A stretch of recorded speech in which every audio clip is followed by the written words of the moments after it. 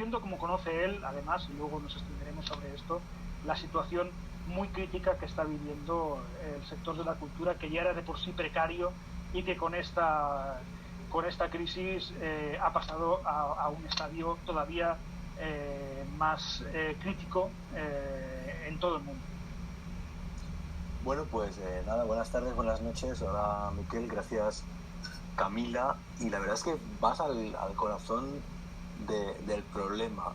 Yo te puedo responder desde mi experiencia personal o desde mi sentimiento personal, porque me he dado cuenta de que en el último año y pico me he convertido en un activista en contra de Amazon, ¿no? Publiqué un manifiesto contra Amazon, titulé así un libro, y eso pone en duda, pone en jaque lo que yo siempre he creído que es un periodista, que nunca puede ser un activista. ¿Cuándo puedes perder la presunta objetividad? ¿Cuándo te puedes posicionar en tanto que profesional respecto a un agente cultural, etcétera, ¿no? En mi caso, mi proceso mental, intelectual, fue decidir que Amazon en realidad no es un agente cultural, sino que es un agente básicamente económico, básicamente tecnológico, que vende todo tipo de productos, entre ellos libros. En ese momento creo que pude seguir siendo un periodista cultural con una ética y al mismo tiempo ser parcialmente activista en una parcela de la realidad que es la que tiene que ver con la relación entre Amazon y las librerías. Yo diría que la crisis, y esto es un tópico pero a veces es cierto, se está revelando como una oportunidad, en el sentido de que lo que tú comentas es verdad.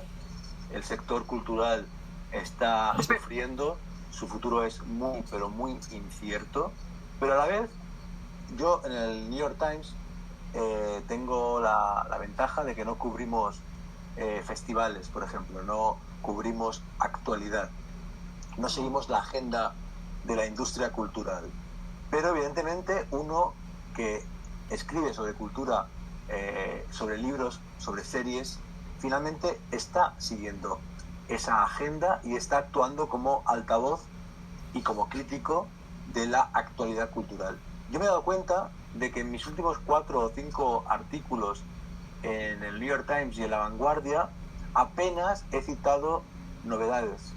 En cambio he citado clásicos, libros de fondo, libros que he vuelto a leer o que he descubierto en estos días de cuarentena. Y por eso digo que quizá hay una oportunidad de que el periodismo cultural recupere su independencia respecto a la industria cultural, y una oportunidad para que el trabajo del periodista sea generar discurso, sea generar ganas de leer, sea generar ganas de ver cine, sea generar ganas de ver teatro, sea generar ganas de pensar al margen de la estricta actualidad semanal de la cultura de cada ciudad, porque quizá de ese modo el periodista cultural está ayudando a la supervivencia a medio y largo plazo del sector cultural, desligándose de la supervivencia semanal de un título, de un libro, de una película que las jefas de prensa de esa productora o de esa editorial creen que es muy importante, pero que quizá no lo es tanto. Yo quizá discrepo del punto del aspecto que comentabas de que esta crisis es una oportunidad para ese periodismo más libre, menos vinculado a las presiones, teniendo en cuenta que, claro, que no solo se ha debilitado el sector cultural, sino que se han debilitado los medios en tanto que parte de ese sector cultural, con problemas compartidos, pues en el soporte del papel, en muchos otros temas, y eso hace pues que los medios sean más precarios, y como más precarios son, más sujetos están, como sabemos, a las presiones de la industria, de todo tipo de industria. Pero es verdad, y tienes mucha razón, en mi opinión, en que algo que sí que puede hacer un periodista cultural en estos momentos es transmitir ese entusiasmo por el hecho cultural, ¿no? Y que es realmente importante que así sea.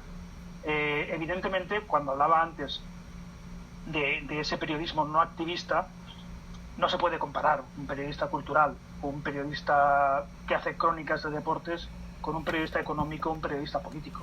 Evidentemente, la persona que te tiene que transmitir, que explicar un concierto con público, cuando había conciertos con público, esa persona no puede hacerte una narración fría, tiene que transmitir la emoción que se genera en ese espectáculo, ¿no?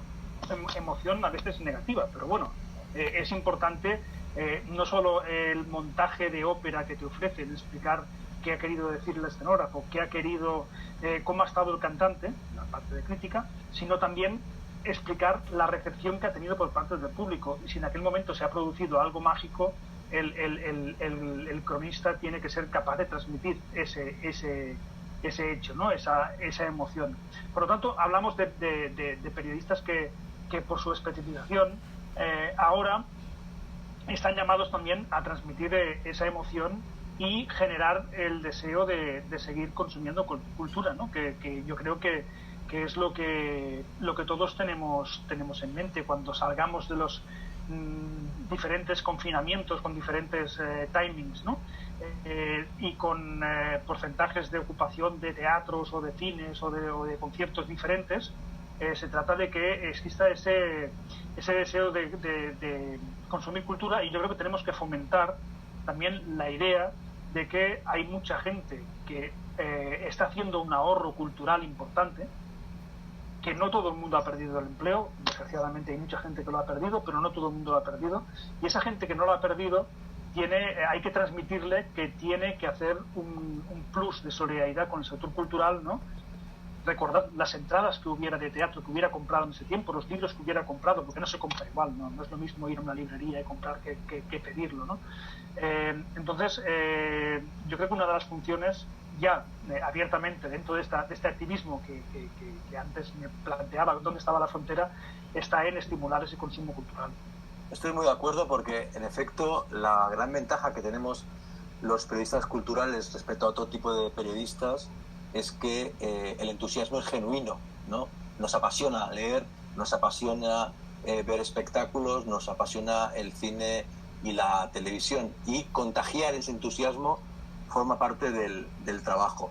Yo a lo que me refería era una cuestión más de imperativo absurdo de la novedad, es decir, el periodista cultural tiene que defender lo importante, no lo nuevo, o solo lo nuevo que es importante, y sin necesidad que haya una excusa como un aniversario o porque se acaba de publicar, poder hablar de un libro de hace 5 años, o hace 8 años, o de un libro de hace 6 meses. Lo que planteas de fondo es fundamental, y a eso me refería también con una oportunidad. La cultura y el periodismo cultural y los diarios están demasiado vinculados con la publicidad, y en el nuevo fenómeno de la cultura de la suscripción, que se ha acelerado brutalmente en los últimos 2 meses, creo que habría que encontrar estrategias para buscar una financiación alternativa del buen periodismo cultural. Netflix ha ganado el doble de millones de suscriptores de lo esperado.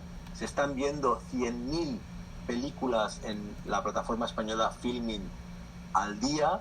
The New York Times ha vuelto a crecer brutalmente, dando, no obstante, la información sobre el virus, sobre la pandemia, de modo gratuito.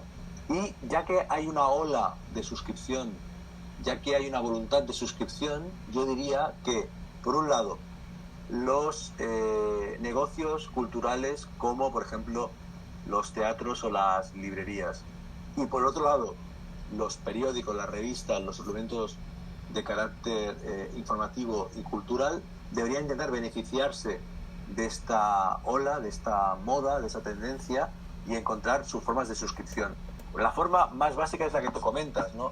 Yo calculo que me puedo gastar otras $25, $80 al mes en libros, y compro en mis librerías de cabecera esa cantidad por disciplina, ¿no? Para apoyarlas y para yo mismo beneficiarme de la riqueza de ese intercambio y de ese tipo de fidelidad. Pero ya que eso es muy complicado, porque tiene que ver con una ética y una disciplina personal, yo lo que haría sería intentar instaurar dinámicas de suscripción que permitan la subsistencia de proyectos culturales y, de paso, ojalá, la independencia de los diarios y revistas respecto de las marcas que se anuncian en ellos. Sí, en eso estamos. Respecto a la parte esta última que comentabas, la de los medios, estamos, la mayoría de los medios, en esas dinámicas de fomentar la suscripción. En España alguno ha dado el paso ya directamente al muro de pago, pero la mayoría estamos en la fase previa de captación de inscripciones, ¿no? de gente que se registra, y que es el paso previo, pues, al pago, ¿no? Y es verdad que esto se ha activado exponencialmente durante esta crisis. De la misma manera con las plataformas culturales, pero yo creo que también hay algo que podríamos añadir a toda esta desiderata, que sería, es algo que yo creo que todos hemos pensado mientras estos días disfrutábamos de una oferta extraordinaria de cultura en casa, y alguna vez pensabas, bueno, ¿dónde está la casilla para que yo pueda hacer una aportación económica a este evento? No, evidentemente no me refiero a los grandes teatros de ópera que han puesto en abierto sus producciones, sino a esos conciertos que la gente ofrece desde su casa, y que tú sientes que, como consumidor de cultura habitual, como persona de la cultura, pues tendrías que poder encontrar la manera de pagar, ¿no? Tendrías que pagar por ese producto, ya que la persona que te lo está ofreciendo vive de esto. Igual que tú estás en tu casa durante el confinamiento y pagas el vino que te traen a casa, o la bicicleta estática que has comprado para no perder el tono muscular, pues tendrías que poder pagar también con más facilidad esa cultura que te permite mantener un tono creativo y intelectual, ¿no? Y esto no es fácil. Yo creo que es verdad que, como otras cosas que has mencionado, como otras que están pasando, esta crisis está sirviendo para que se agilice esa manera de encontrar plataformas de pago, mecanismos para que, en fin, hubiéramos podido tener, y hubiera ido muy bien, pues imagínate, a nivel de ciudad, pues en Barcelona, un gran festival promovido o sostenido por la plataforma, por alguna administración, en la que todo el mundo pudiera exhibir su talento con un sistema de pago razonable, ¿no?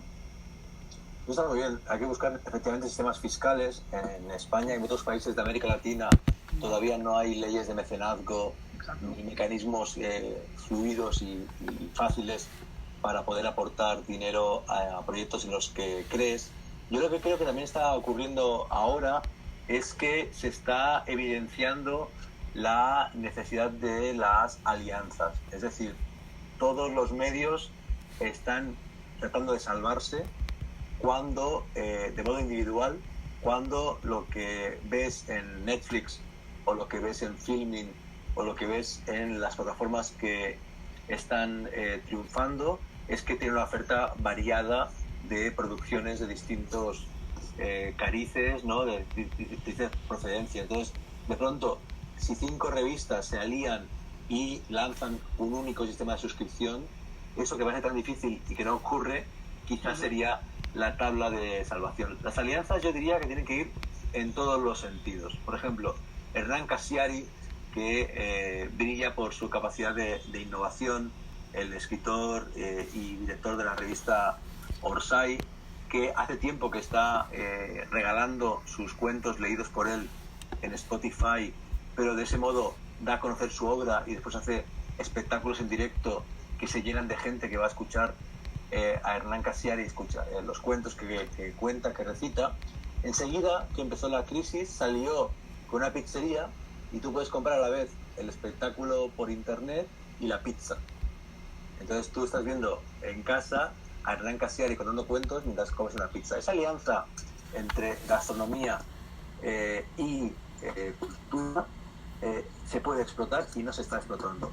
Y tiene que ser bidireccional, pantalla, objeto, mundo físico, ¿no? Entonces, de pronto, me imagino que a partir de ahora, gracias a que las librerías han hecho tantos eventos en directo, cuando cualquier escritor del mundo presente físicamente un libro, habrá dos tipos de público: el público que irá presencialmente y comprará el libro, y el público que pagará €1, $3, y podrá escucharlo desde casa, y a la inversa, ¿no?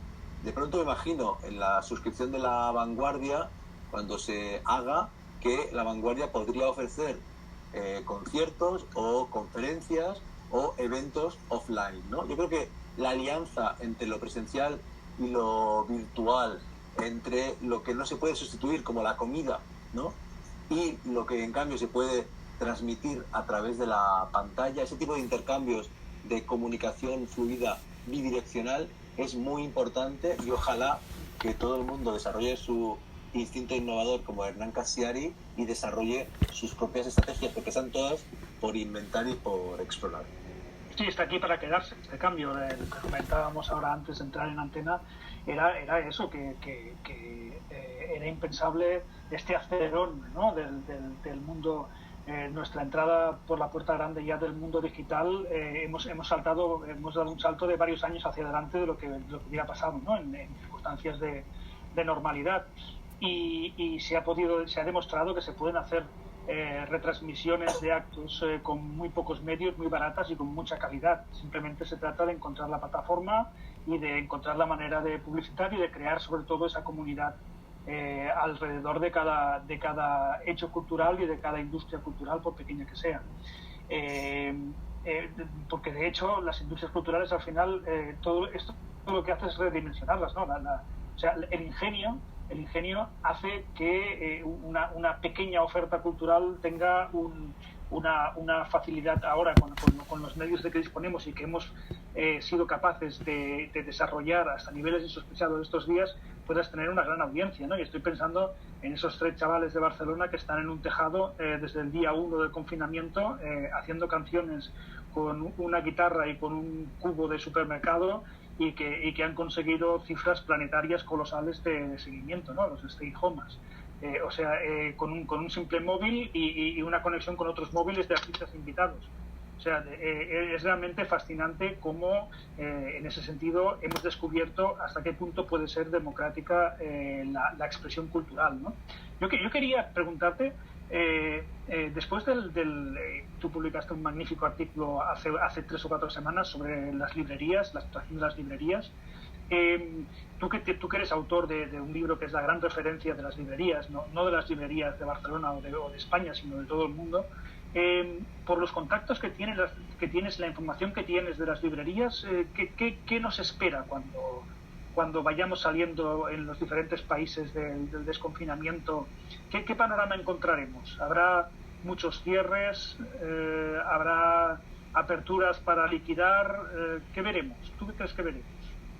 Pues la verdad es que este artículo que publiqué en la Vanguardia, que se puede leer en la página web, las librerías y el COVID-19, apostaba justamente por la marca librerías, ¿no? Lo que yo descubrí cuando publiqué mi libro es que de pronto esa palabra, librerías, es un imán, es un faro, tiene mucho prestigio, y yo creo que las librerías tienen que reapropiarse de su propia marca, que la han delegado, la han regalado a Amazon y otros agentes, y esa marca es la clave para que se salven. Yo lo que he visto justamente después de publicar el artículo, por mensajes que me han llegado de América Latina y de España, es que las librerías que están sobreviviendo son las que dieron más amor. Las que dieron más amor, más compañía, más consejo, más amistad, más prescripción, más fiesta, más contacto, más actividades, son las que, por un lado, en muchos casos, en Instagram o en Facebook o en YouTube, han seguido con una programación activa y cómplice, y por otro lado, son las que han tenido más ventas directas en la página web o incluso por teléfono, etcétera. Hay una librería en Sant Just, Cal Llibreter, cerca de Barcelona, que los mejores clientes les abrieron una cuenta y les hicieron ingresos en la cuenta de compras futuras, autogestionándose. O sea, ni siquiera fue un crowdfunding, fueron los clientes los que se organizaron e hicieron esa aportación. Y ahí está la clave, ¿no? La clave está en que Amazon te da velocidad logística etcétera, gran oferta internacional, pero no te da contacto humano, no te mira a los ojos, no hay una historia detrás del libro que has comprado, ¿no? Son libros sin relato. Y en cambio las librerías generan historia, generan narrativa y generan calidez humana, y te miran los libreros a los ojos. De modo que las grandes librerías, las grandes cadenas de librerías tienen muchas más dificultades para subsistir que las librerías de barrio, que han hecho un trabajo, como tú decías, democrático y de base para generar comunidades. Y eso es la clave de todo, ¿no? Los proyectos culturales que han conseguido generar una comunidad, que han conseguido que sus lectores, sus cómplices, sus clientes se identifiquen con ellos, van a sobrevivir, y los que no lo han conseguido, para bien o para mal, porque está de algún modo bien que un proyecto que ya ha caducado deje espacio a otros nuevos proyectos, me temo que van a desaparecer. La verdad es que me has hecho pensar con el tema de tu libro contra Amazon y las reacciones que tuviste, y cómo te planteas tú en aquel momento, ¿no? Tu pérdida de objetividad, ¿no? Tu militancia, el propio título ya era una manifestación, una declaración de intenciones, ¿no? Contra Amazon, ¿no? Cómo esto va a ser un debate que nos vamos a tener que plantear todos los informadores muy seriamente, sin tener tu implicación personal, pero lo vamos a tener todos con el tiempo por el crecimiento formidable de la cuota de mercado de Amazon, que ha sido espectacular, ¿no? Y por cómo esto va a dejar cadáveres por el camino. Y no solo pienso ya en el sector cultural, ¿no? En cualquier otro sector, ¿no? Ves iniciativas que son muy interesantes, ¿no? Aquí en Cataluña hace poco se formaron alianzas en una serie de pueblos para hacer la compra, crearon como una especie de Amazon local, en el que los jóvenes locales iban por los comercios y la gente les pedía el encargo en la carnicería del pueblo de al lado, en la panadería del otro pueblo, en el bar de debajo de tu casa, y te lo traían a casa, y al final el sistema, a nivel autogestionado, precario y seguramente con una fiscalidad un poco dudosa, funcionó. Pero no, esto evidentemente son excepciones, son experiencias micro, ¿no? Que difícilmente van a trasladarse al mundo macro. ¿Cuánto más crees que puede seguir creciendo este gigante y todos los gigantes asociados, ¿no? Porque no es solo Amazon, ¿no? ¿Qué recorrido le ves? La verdad es que es una pregunta de casi imposible respuesta. Una clave la has mencionado con la dudosa fiscalidad de estos chicos autogestionados. Bueno, la fiscalidad de Amazon y de Netflix y de HBO es todavía mucho más sospechosa, ¿no? O sea, no pagan absolutamente nada comparado con lo que ganan en los países donde actúan, y todo el dinero va a paraísos fiscales. Yo diría que por ahí está la clave, ¿no? A Al Capone no lo pillaron por asesino, lo pillaron por evasión de impuestos, ¿no? Yo creo que lo que va a pasar es que se va a regular de una vez por todas en la Unión Europea y quizá también en Estados Unidos el tema fiscal. Por otro lado, el crecimiento parece imparable, parece exponencial, y a mí lo que me preocupa realmente de Amazon, más que de Netflix o más que incluso de Google, es que gran parte de su negocio actual está en los servicios web, y han reaccionado muy rápidamente con la pandemia y han ofrecido a universidades y centros de investigación de todo el mundo servicios financiados de almacenamiento, de diagnósticos, de lectura de minería de datos y de textos, de modo que ahora Amazon empieza a tener más conocimiento sobre el coronavirus que la OMS.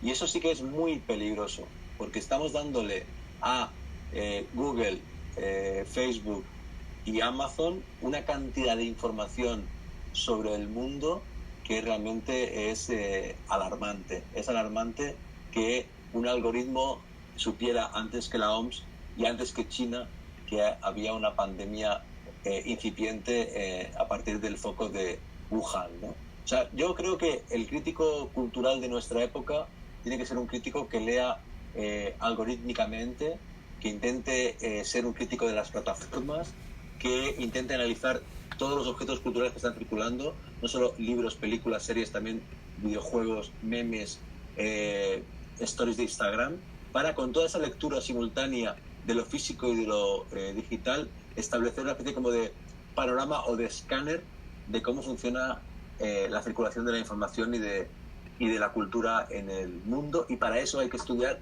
constantemente a Amazon. Amazon en sí sería una ciencia. Haría falta en cada medio de comunicación un especialista en Amazon, porque cada día hay algo nuevo que investigar, que contar sobre esa extraña y monstruosa compañía. No tardaremos, porque de hecho ya tenemos todos especialistas en el algoritmo de Google, el algoritmo de Facebook, en Instagram, para saber cómo podemos colocar mejor nuestras historias, sobre todo los dos primeros, ¿no?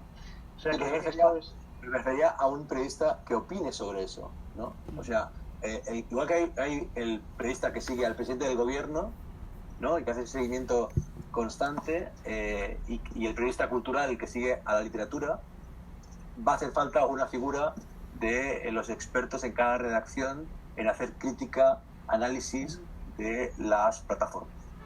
Claro, porque además, recordando la crisis económica de 2008, tenía varias escapatorias. O sea, una escapatoria era que la gente podía emigrar, ¿no?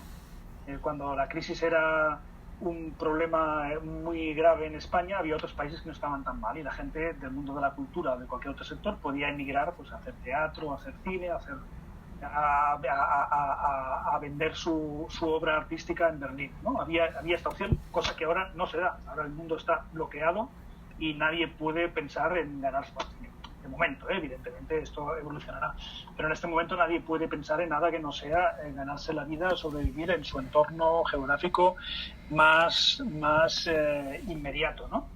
Pero otra escapatoria en aquel momento pues era la cultura que Amazon no puede empaquetar, que es la cultura viva, ¿no? La música en vivo, el teatro, ¿no? La experiencia cercana, ¿no? El cantautor, la experiencia más vivida, ¿no? Esto ahora tampoco es alternativa, desgraciadamente. Y esta gente que el mundo del teatro siempre había tenido esta posibilidad, por eso ha sobrevivido el teatro, ¿no? O sea, porque a todas las plataformas, a todos los cambios tecnológicos, ¿no? Porque al final la gente necesita una experiencia, ¿no? Una experiencia viva, a flor de piel. Esto que echamos tanto a faltar estos días, porque todos tenemos un poco también de sobredosis de pantalla, ¿no? De cultura consumida en pantalla, y nos encantaría bailar, reaccionar delante de un espectáculo cultural. Pero sí que realmente estamos como en una situación como de callejón sin salida, porque incluso el teatro, ¿no?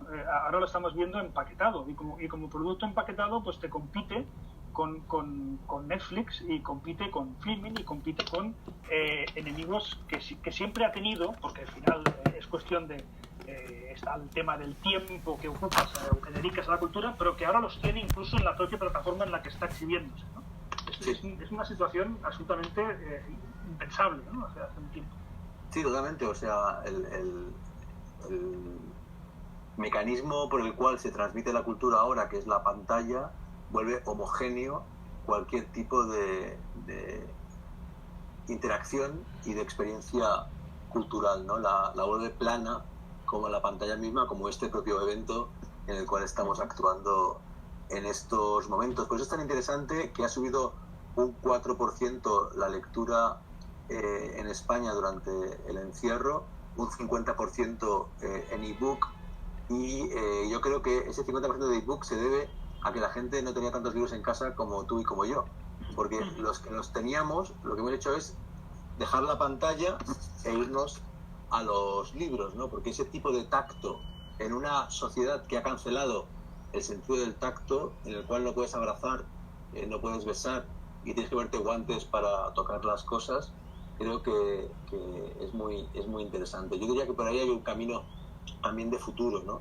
El regreso a experiencias táctiles y a tipos de espectáculos. Por ejemplo, va a ser mucho más plausible un espectáculo en un bosque, en un parque, que en un teatro, ¿no? Entonces, de pronto, la performance, la danza contemporánea, el teatro, lo performativo va a encontrar otros espacios en los cuales sí será viable y sí será posible. De modo que de nuevo tenemos el tema de la innovación.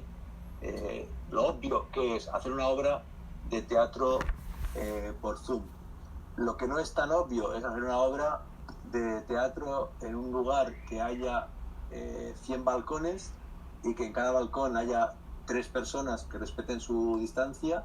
Son 600 personas, 1000 personas viendo una obra de teatro o un concierto en la plaza que está abajo. Ahora hay grandes hoteles vacíos, ¿no? En un hotel vacío, que hay una piscina y alrededor hay 1000 balcones, ahí tenemos lugar para 2000 espectadores de un concierto que se haga en la piscina, ¿no? Yo creo que es un momento interesante para rediseñar lo que hemos entendido por experiencia cultural en los últimos siglos y encontrar nuevas vías para seguir trabajando. Lo que dices es muy interesante y es verdad, ¿no? Yo cuando viajaba en el 2010 por América Latina y me encontraba españoles muy jóvenes, venían huyendo de España y muchos encontraron allí, en México, en Colombia, trabajo y espacio profesional. Ahora que eso no existe, tenemos que buscar dentro de nosotros mismos el modo de diseñar proyectos nuevos que tengan su nicho, que lo van a tener.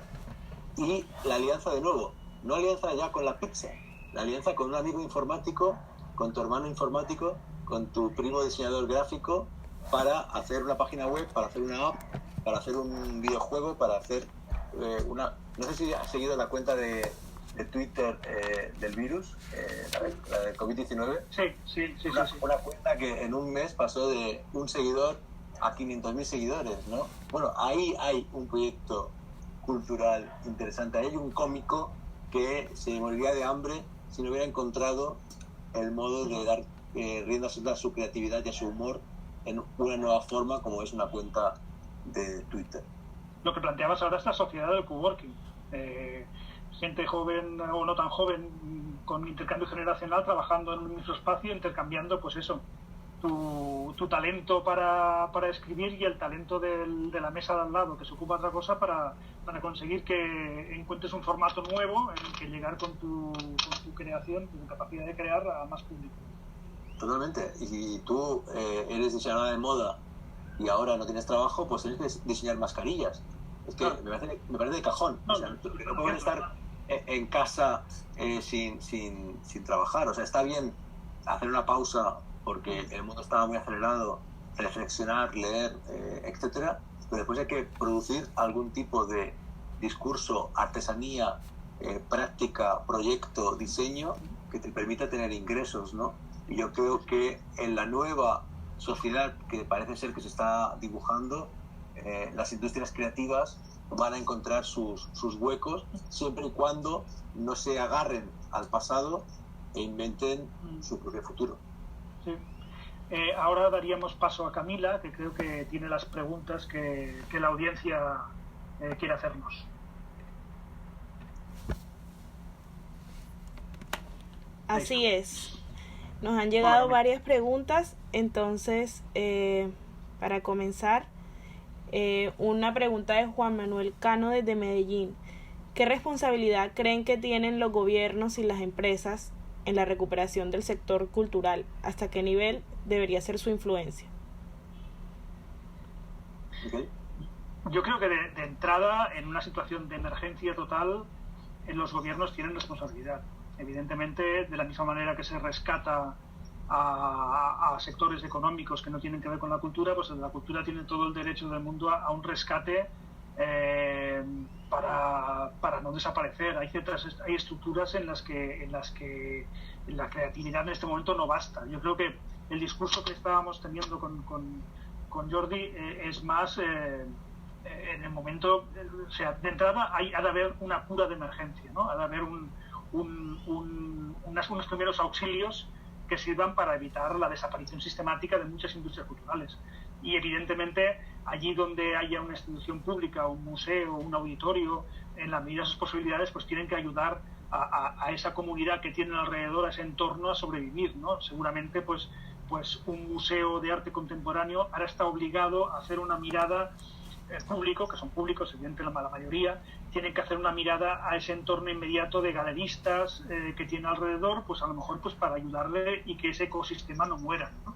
Yo creo que ahí sí que hay un primer auxilio necesario por parte de las instituciones. Y luego, evidentemente, para sobrevivir, para dar el paso siguiente, hace falta creatividad, originalidad y saber saber hacer una lectura positiva de todo esto y saber innovar y mejorar lo que está sucediendo. Muy bien. Tenemos otra pregunta de Ivonne Arroyo. Nos dice: en Ecuador se ha venido recortando la inversión en áreas como la educación. Este año quieren hacerlo por segunda vez. ¿Qué riesgos encuentran en torno a que esto también suceda con la cultura? Evidentemente, este es el gran problema. El gran problema de todo es justamente ese, ¿no? La educación y la cultura como valores fundamentales y como prioridades en la inversión de los gobiernos y del sector privado, ¿no? Entonces, en ese sentido, yo creo que en esta crisis, desde los que tenemos la suerte de vivir en pisos confortables y con bibliotecas y con acceso a plataformas, que hemos visto miles de películas, series y hemos leído libros, hasta quienes no tienen tanta suerte y tienen un acceso más limitado a la cultura, todos estamos de acuerdo en que la cultura nos está salvando, en que la familia es fundamental, el amor es fundamental, la sanidad es fundamental, pero la cultura es lo que permite que no enloquezcas, ¿no? Que te mantengas en un cierto equilibrio psicológico, ¿no? Entonces yo creo que el resultado de esta crisis debería ser, por un lado, volver a poner la educación como prioridad, por otro lado, poner la cultura como prioridad y, sobre todo, pensar que en un futuro en el cual es posible que esto se repita, todos los niños tienen que tener acceso a la educación, tanto en el colegio como en casa, ¿no? Y encontrar los modos, los mecanismos de que eso cale en la estructura educativa oficial, porque es muy importante que no haya más brecha todavía entre los niños que van a colegios privados y los niños que van a colegios públicos, y que todos tengan acceso garantizado a una educación de calidad, tanto en casa como en los colegios. Muy bien. Nos escribe Sandra Hernández desde Michigan, Estados Unidos. La cuarentena, como la llamamos en México, se nos ha hecho más amena al leer un libro, escuchar música. Nos hemos dado cuenta de lo importante y esencial que es para nuestras vidas. ¿Cómo podemos cambiar la ideología de la sociedad de que comprar un libro o ir al teatro es caro o costoso? Yo creo que estamos haciéndolo, ¿no? Estamos intentándolo, y esta crisis es esa oportunidad para que conozcamos el valor real de las cosas, ¿no? Y esa aproximación al mundo del libro que decía Jordi, en algún caso la gente que ha tenido que recurrir al formato electrónico, o los que teníamos más libros, pues buscar ese libro que hace tiempo que quieres leer y nunca has tenido tiempo, nos demuestra el valor que tiene esto. Lo que sí que sitúa todo este problema, el debate, es en el valor del hecho cultural respecto al conjunto de los sectores, ¿no? De los demás sectores económicos, ¿no? Me explicaba una amiga de México esta tarde, que hemos estado intercambiando mensajes porque sabía que iba a salir, que iba a participar aquí, y ella está siguiéndolo, que por ejemplo el gobierno de México, una de las cosas que ha hecho ha sido desviar dinero que había destinado ya para actos culturales hacia el gasto sanitario.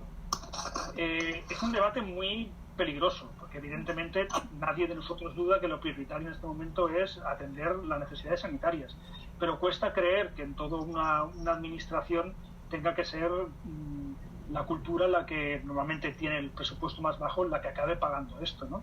O sea que es muy importante, y volviendo un poco al terreno que es el nuestro, el del periodismo cultural, que seamos capaces de explicar todo esto sin demagogias y de una manera clara, ¿no? Bien. Nos ha llegado una pregunta varias veces y se refiere a qué tipo de nuevos formatos periodísticos o géneros periodísticos podrían emerger a partir de esta pandemia. Bueno, hay un gran tema, ¿no? Justamente los nuevos que van a emerger son desconocidos, y eso es lo interesante y lo fascinante de la innovación informativa y artística, ¿no?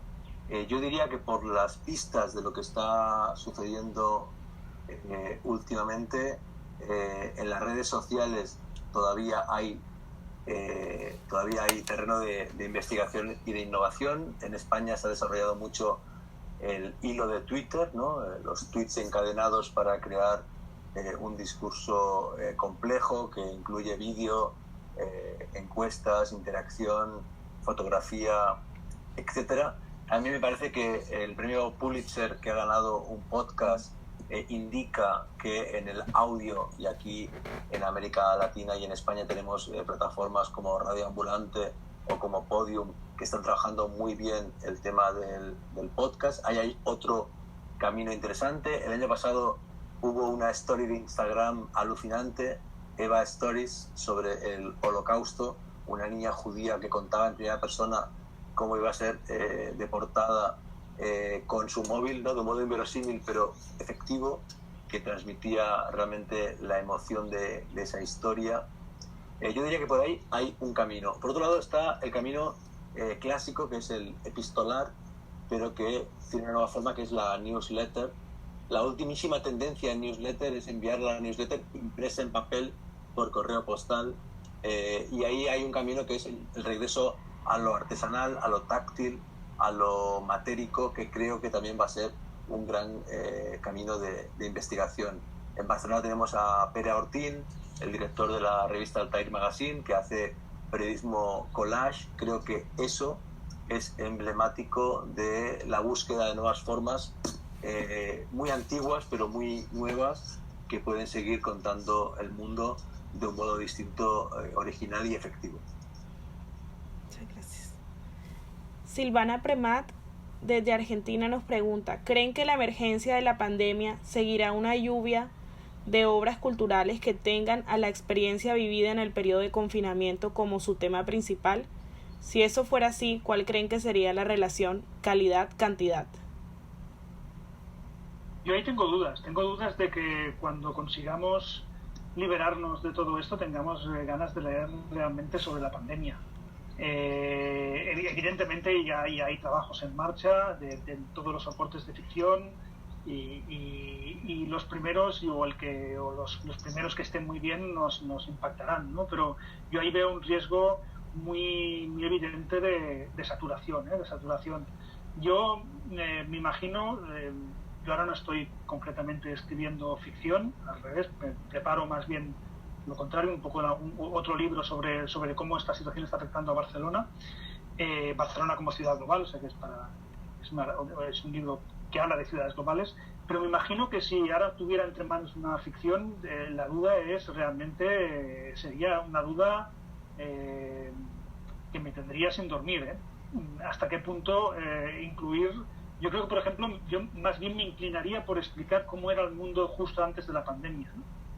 Que es lo que como gente que pensamos, pues a lo mejor es en lo que estamos, lo que todo esto nos ha hecho ver, ¿no? Lo que hemos perdido, lo que hace 3 días teníamos y ahora no tenemos.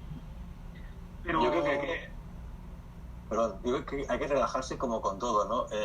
Cuando hace unos años estaba tan de moda la autoficción, se convirtió casi en una especie de moda la contra-autoficción, ¿no? Quejarte de que había mucha autoficción.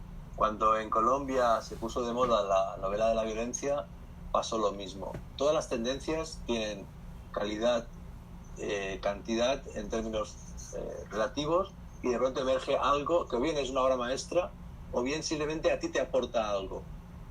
En efecto, va a haber una gran cantidad de obras, ya se está viendo, sobre virus, pandemias, epidemias, actualidad, pero lo que hay que hacer es no obsesionarse con ese con esa realidad, porque finalmente es una pequeña parcela de una realidad mucho más amplia. Puedes leer a Dante, puedes leer el Quijote, nadie te obliga a leer esos libros que sin duda van a aparecer. Por otro lado, ojo, estamos ante un evento realmente histórico. Estamos ante una realidad que es mucho más importante que Chernóbil, que es mucho más importante que la crisis económica de 2008, que es mucho más transformadora que las Torres Gemelas. Probablemente hay que irse a la Segunda Guerra Mundial para encontrar un fenómeno histórico comparable con este. De modo que es muy normal, muy natural que cualquier persona con talento o con ambición, con discurso artístico o comunicativo, crea que tiene que opinar, decir, contar algo vinculado con lo que está pasando. Es muy humano y me parece un poco ridículo que en el año 45, 46, 48 se le acusara a alguien, ¿no?, de querer escribir sobre la guerra mundial, sobre Auschwitz, sobre Hiroshima. Bueno, era lo natural. Lo que ocurrió es que, como dice Miquel, de pronto Primo Levi no tenía lectores, porque nadie quería leer sobre los horrores de la guerra y todo el mundo quería leer sobre la reconstrucción nacional. Pero una cuestión es lo que el público diga y otra cosa es lo que tú, como creador, crees que tienes que decir. Y uno tiene que ser fiel a ese mandato interior y tiene que ser honesto consigo mismo y examinarse por qué quiere escribir sobre eso y decidir si lo publica o no lo publica. También nos han preguntado varias personas que cuando mencionaron la posibilidad de incluir suscripción como plataforma de sostenibilidad de las iniciativas culturales, ¿cuál es su consejo personal? Si creen que debe ser una suscripción con un precio fijo o tal vez en la cultura pueda funcionar lo de aportes voluntarios. En el mundo anglosajón funciona el voluntario, aquí es más complicado. De hecho, Patreon, que sería como la alternativa obvia, aquí no funciona tan bien como debería, de modo que es muy difícil, ¿no? Un ejemplo de Barcelona es el de la librería No Llegiu, que tiene un carnet que se llama carnet del no lector, que vale creo que 40 o 50 euros al año, y eso es una forma de suscripción. Te da descuento en los cursos que hace la librería, actividades gratuitas y finalmente es una suscripción, ¿no? Paco Camarasa, de la librería Negre Criminal, tenía algo parecido y te daba opción a una comida de mejillones un domingo al mes y el club de lectura, ¿no? De pronto hay formas simpáticas, distintas, pero yo creo que sí que tiene que ser fijo, aunque tenga varios niveles, ¿no?, desde el más barato hasta el más sofisticado, porque es lo que te permite una economía sostenible. Ya sabes cuánto vas a ingresar gracias a las suscripciones y eso te permite trabajar de un modo más cómodo, como pagar el alquiler, por ejemplo, del local, si tiene un local físico. Y nos pregunta Aranzazu Núñez desde Ciudad de México, ¿cómo imaginan las ferias del libro en estos esquemas? Eventos mixtos entre lo digital y lo presencial. Por supuesto, a corto plazo yo creo que va a haber esta fórmula de evento mixto a la que nos referíamos antes y vamos a verlo en las próximas ferias, ¿no? Pero al mismo tiempo, y esto valdría tanto para las ferias del libro como para cualquier tipo de evento, es verdad que hemos dado ese salto en el tiempo, ¿no?, en encontrar nuevas formas de relacionarnos que no son las presenciales. Y todos estamos coincidiendo, tenemos un poco la sensación de que hay determinado tipo de viaje, de desplazamiento profesional que ya no se hará. Pero yo también creo que habrá en cada sector el gran evento al que no querrá faltar nadie. O sea, va a haber menos encuentros, pero cada feria ahora tendrá que competir para ser la gran feria a la que no quiere faltar nadie, porque hay esa necesidad realmente ya no podemos plantearlo directamente, ya no es solo de contacto profesional, es una necesidad de diversión, ¿no?, de vivir de una manera emocional tu profesión y en este caso pues pasártelo en grande en una feria del libro. O sea, la respuesta sería determinado tipo de eventos van a ir directamente a lo digital porque son más baratos, porque son más seguros, porque hay menos huella ecológica, pero habrá una gran competencia para tener la gran feria, que evidentemente, aun siendo una gran feria presencial, será una gran feria presencial con mucha presencia digital. La verdad es que va a haber un efecto positivo de todo esto, que va a ser que los escritores de gran calidad literaria, en realidad de las ferias firman relativamente pocos libros, de modo que se puede articular una fila con 2 metros de separación entre cada lector sin ningún problema, si hay 30 lectores esperando, ¿no? En cambio, los youtubers y los instagramers, que escriben muy mal, libros muy malos, tienen 300 personas, va a ser inviable que puedan firmar en las ferias, con lo cual vamos a quitar de las ferias del libro los youtubers y los instagramers, con lo cual va a ganar la cultura sin duda. Y nos pregunta Kevin Arius, nos dice, sobre el tema de hacer consumir cultura a la gente, ¿no hay detrás de eso un esnovismo intelectual? ¿El futuro del periodismo cultural será sobre las nuevas formas de comunicación? ¿La cultura no es también el patrimonio, la historia y hasta la manera en que nos relacionamos los seres humanos? ¿Han tenido la oportunidad de reflexionar sobre cómo debería ser el periodismo cultural o si se debe seguir haciendo como se está haciendo? El periodismo cultural... Perdón. Sí, tú sabes que yo. El periodismo cultural nace en el siglo XVIII como una especie de apéndice del diario en el cual, por ejemplo, se publican cuentos o se publican poemas, y lentamente fue tendiendo hacia el mandato de la actualidad. De modo que no está mal recordar sus orígenes e intentar tratar temas de carácter universal en tono ensayístico, creativo e incluso de ficción, ¿no? En el New Yorker se siguen publicando poemas y dibujos cómicos por voluntad de mantener esa tradición activa. Es fundamental recordar eso, sin duda, pero a la vez, en efecto, existe no esnovismo, yo diría, sino necesidad de lectura constante y de estímulo y de carga intelectual constante, y eso tiene que ver con una industria, de modo que encontrar un equilibrio entre lo universal y lo humano y lo actual y lo novedoso, ¿no? En todo caso, a nadie se le obliga a leer las secciones de cultura de los periódicos o los programas de radio. Hay un factor ahí emocional y de participación, de querer participar de esa fiesta cultural. Así es. Y en ese mismo sentido nos pregunta Ana María Betancourt, periodista desde Medellín, ¿cómo se podrían mantener entonces las manifestaciones culturales que no se pueden llevar a las plataformas tecnológicas, pero que son importantes para la cultura misma? Yo creo que ahora entramos en un periodo de reconquista, de ganar asiento a asiento en los actos culturales, con todo el respeto por lo que establezcan las autoridades sanitarias, por ejemplo, por supuesto, que esto es lo principal, pero sí que hay que ir a ese espacio de reconquista dentro de los aforos que podamos utilizar e ir ganando en ese terreno.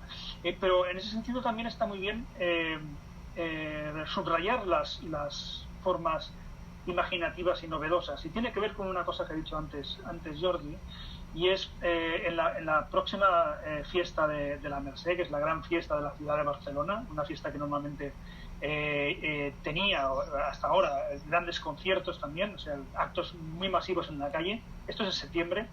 Estos actos masivos no se van a hacer, pero han ideado una fórmula que está todavía en fase de estudio, todavía no está anunciada, pero una fórmula que es utilizar esos patios interiores de lo que llamamos el ensanche barcelonés, ¿no? Estas manzanas, de estas islas de casas cuadriculadas, como un escenario de esta nueva época cultural. Ahí vas a tener público traído expresamente a esas plazas, pequeñas plazas interiores, público traído expresamente. Vas a tener el público de los balcones de las casas, desde sus casas particulares, que asistirán en una escenografía un poco de teatro clásico, ¿no? Del teatro más clásico, y luego vas a tener retransmisiones de mucho nivel, utilizando también medios que son relativamente baratos, los drones y todo tipo de mecanismos, de cámaras que pueden tener los propios vecinos, y ahí vas a tener una mezcla muy interesante de lo que es la ciudad, el público que acude al acto cultural y la gente que pueda asistir a este acto desde cualquier parte del mundo. Yo me imagino muchas cosas en este estilo. De acuerdo. Y como última pregunta, la digitalización ya era una realidad en las bibliotecas con los grandes presupuestos. Sin embargo, en las bibliotecas municipales y en las bibliotecas escolares todavía no se ha adelantado en los procesos de digitalización. ¿Qué posibilidades tendrían de sobrevivir sin el apoyo del Estado en estos momentos esas bibliotecas aún no digitalizadas? Bueno, muy, muy difícil, ¿no? Yo creo que efectivamente las bibliotecas tienen que ser prioridad de todas las políticas públicas de todos los países del mundo, porque son como los ambulatorios, ¿no? El lugar de acceso básico de barrio a la cultura escrita y en muchos casos a un ordenador conectado a Internet, ¿no? Me parece que es fundamental. Pero también podría ser una prioridad de las fundaciones, de las corporaciones y de las empresas y de los bancos, ¿no? Yo diría que el apoyo a las bibliotecas e incluso a las librerías podría ser una nueva estrategia de mecenazgo y de apoyo a la cultura. Es decir, de pronto en España la tendencia ha sido durante 30 años de que cada banco, cada caja de ahorros creara sus centros culturales. Bueno, era una tendencia. Quizá ahora ya ha acabado esa etapa y lo que puede hacer un banco es subvencionar a 3.000 librerías con 200 euros al mes en compra de libros o en subvención para una actividad cultural y de ese modo hacer más viable la red de librerías o apoyar a las bibliotecas de barrio, ¿no? Yo creo que ahí hay un giro interesante entre la arquitectura espectacular y las infraestructuras carísimas de sostener que hasta ahora han vehiculado la acción social de las empresas privadas y los bancos hacia otro tipo de micro subvención en red que podría tener más sentido en el nuevo contexto. Además hay una manera muy limpia, muy aséptica de hacerlo, ¿no? Tanto por parte de una corporación como por parte del Estado, que es comprar libros a las librerías para las bibliotecas. Una manera absolutamente limpia de hacerlo, en fin, yo creo que es impecable. Bueno, y ya les había dicho que la anterior era la última pregunta, pero antes de que terminemos, nos han pedido varias personas sugerencias de libros y plataformas con contenidos culturales que consumir durante esta cuarentena. Empieza tú, Jordi. Es difícil porque, claro, yo no conozco bien el panorama de plataformas en América Latina, ¿no? Sé que está Netflix, por ejemplo, sin duda, y quien tenga Netflix le invito a que busque a través de palabras raras en el buscador de Netflix. En Netflix hay un archivo enorme de películas, series, de animación, de cortometrajes que no son visibles y que hay que buscarlos. Y como en Netflix y los algoritmos no creen en las búsquedas por autor o por género, hay que encontrar modos raros de descubrir materiales interesantes. Si nos estás escuchando desde Europa, desde España, te recomiendo claramente Filmin, que es para mí la mejor plataforma de cine independiente y de series europeas en España. Desde América Latina podéis escuchar podcasts en Radio Ambulante. Recomiendo mucho el nuevo podcast de Radio Ambulante, que es El Hilo. Es muy bueno sobre actualidad periodística latinoamericana. Y en España, aparte de buen periodismo en Podium Podcast, también hay muy buena ficción en Podium Podcast. El ámbito de la ficción es un ámbito muy interesante para descubrir. En todo el mundo, en América Latina, en varios países, está la plataforma Storytel, que es una plataforma en la cual por poco dinero cada mes tienes acceso a miles de audiolibros. De modo que si te interesa lo sonoro, el mejor modo de acceder a libros legalmente actuales con tarifa plana, tarifa fija, es Storytel.